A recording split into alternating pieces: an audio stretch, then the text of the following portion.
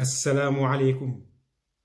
Dans sa miséricorde, Dieu donna 12 fils à Israël, mais d'entre tous, c'était Joseph le plus aimé. Ainsi, dans leur jalousie, ses frères rusèrent contre lui afin de se débarrasser de lui. Ils le jetèrent alors dans un puits, puis il fut recueilli par des voyageurs qui le vendirent comme esclave en Égypte. Dans ses ruses, l'homme ne cesse de chercher à faire du mal, mais dans sa miséricorde, Dieu n'abandonne jamais les justes. Ainsi, Joseph gagna les faveurs de Pharaon et devint un homme puissant en Égypte. Puis il fit venir toute sa famille en Égypte et les installa dans une des provinces. Après une longue vie, Youssouf mourut, ainsi que ses frères et toute la génération qu'il avait connue.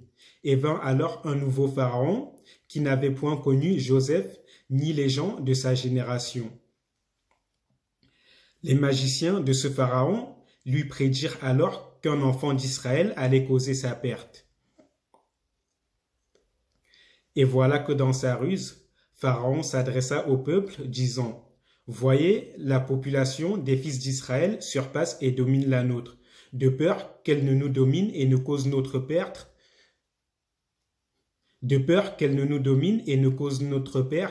Tuons tous les nouveau-nés garçons et laissons vivre les filles. » Et voilà que la femme d'Amram donna naissance à un fils. Éblouie par sa beauté, elle le tint caché pendant 3 mois. Ne pouvant le cacher plus longtemps, elle lui prépara un berceau et le déposa dans les roseaux sur la rive du fleuve. La fille de Pharaon descendit alors vers le fleuve pour se baigner, accompagnée de ses servantes. En apercevant le berceau dans les roseaux, elle envoya une servante le quérir. Et l'enfant se mit à pleurer. Ébloui par la beauté de l'enfant, l'amour rentra dans son cœur et Dieu mit de la compassion dans son cœur pour l'enfant. Elle décida alors de l'adopter et lui donna le nom de Moshe, disant « parce que je l'ai recueilli dans les eaux ». La fille de Pharaon confia alors Moïse à une servante qui l'allaita pendant un certain temps, puis le remit à la fille de Pharaon. Et elle l'éleva alors comme un fils et le couvrit de tout son amour. Ainsi, Moïse grandit dans le palais de Pharaon et fut nommé prince d'Égypte.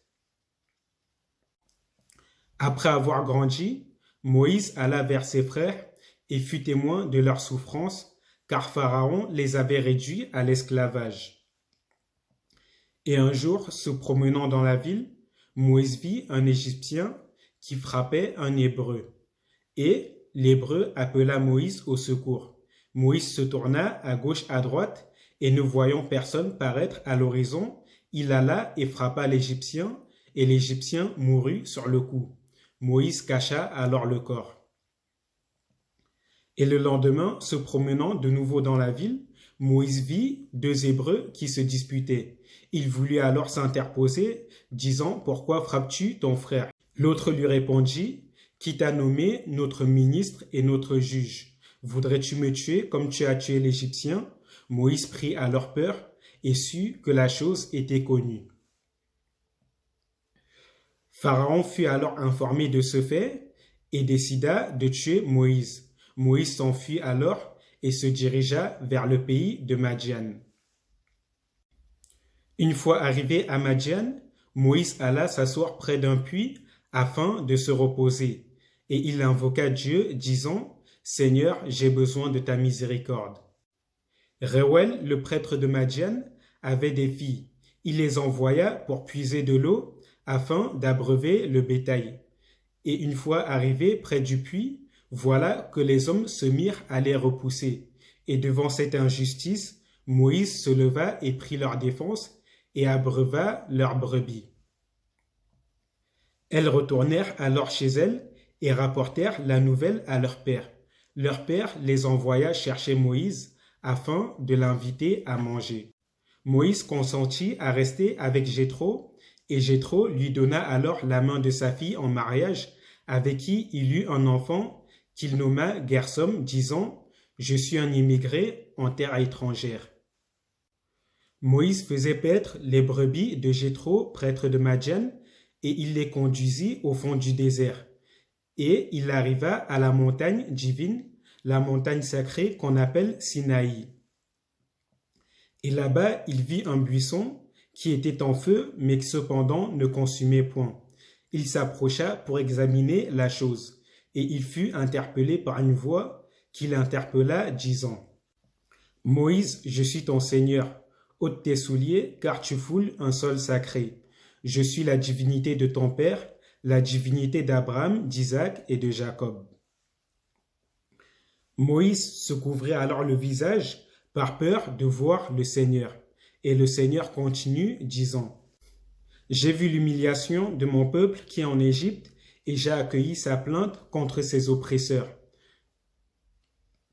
Et maintenant, va vers Pharaon et fais en sorte que les enfants d'Israël sortent d'Égypte. » Moïse dit alors: « Seigneur, qui suis-je pour aborder Pharaon? Et même si je les appelle, ils ne me croiront pas. » Dieu demanda alors à Moïse: « Qu'as-tu dans la main, ô Moïse? » Moïse répondit: « C'est mon bâton sur lequel je m'appuie, et je l'utilise pour faucher de l'herbe pour mes brebis, et j'en ai d'autres usages. » Dieu lui répondit: « Lance-le, ô Moïse. » Moïse lança alors son bâton, et voilà que son bâton était un serpent qui rampait sur le sol. Et devant ce miracle, Moïse prit peur et voulut fuir. Le Seigneur lui dit alors: « Attrape-le, Moïse, et n'aie pas peur. Il retrouvera sa forme initiale. » Dieu dit encore à Moïse: « Mets ta main sous la fente de ton vêtement qui se trouve sous tes aisselles. Elle sortira alors toute blanche, sans aucun mal. Et voilà 2 miracles, afin qu'il ne doute point que tu es mon messager. » Moïse se dirigea alors vers l'Égypte, secondé par son grand frère Aaron, afin d'avertir Pharaon et de lui demander de laisser partir les enfants d'Israël. Allah dit concernant l'histoire de Moïse: « وَهَلْ أَتَاكَ حَدِيثُ مُوسَى إِذْ رَأَى نَارًا فَقَالَ لِأَهْلِهِ امْكُثُوا إِنِّي آنَسْتُ نَارًا لَعَلِّي آتِيكُم مِّنْهَا بِقَبَسٍ أَوْ أَجِدُ عَلَى النَّارِ هُدًى فَلَمَّا أَتَاهَا نُودِيَ يَا مُوسَى إِنِّي أَنَا رَبُّكَ فَاخْلَعْ عَلَيْكَ إِنَّكَ بِالْوَادِ الْمُقَدَّسِ طُوًى وَأَنَا اخْتَرْتُكَ فَاسْتَمِعْ لِمَا يُوحَى إِنَّنِي أَنَا اللَّهُ لَا إِلَهَ إِلَّا أَنَا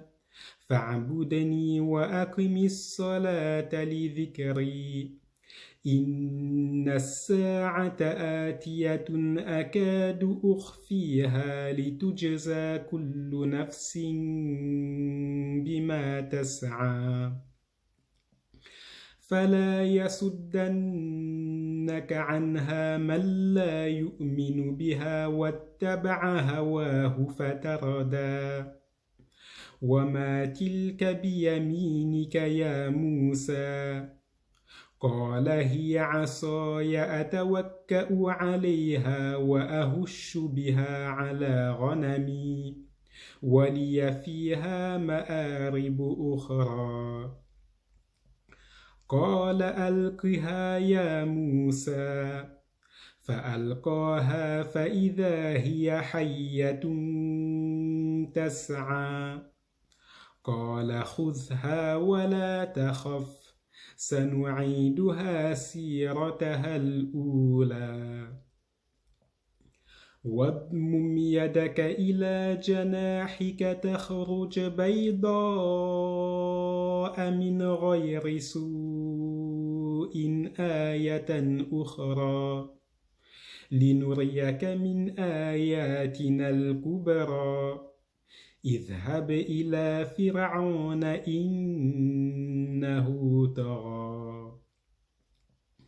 قال رب اشرح لي صدري ويسر لي أمري واحلل عقدة من لساني يفقه قولي واجعل لي وزيرا من أهلي هارون أخي أشدد به أزري وأشركه في أمري كي نسبحك كثيرا ونذكرك كثيرا إنك كنت بنا بصيرا.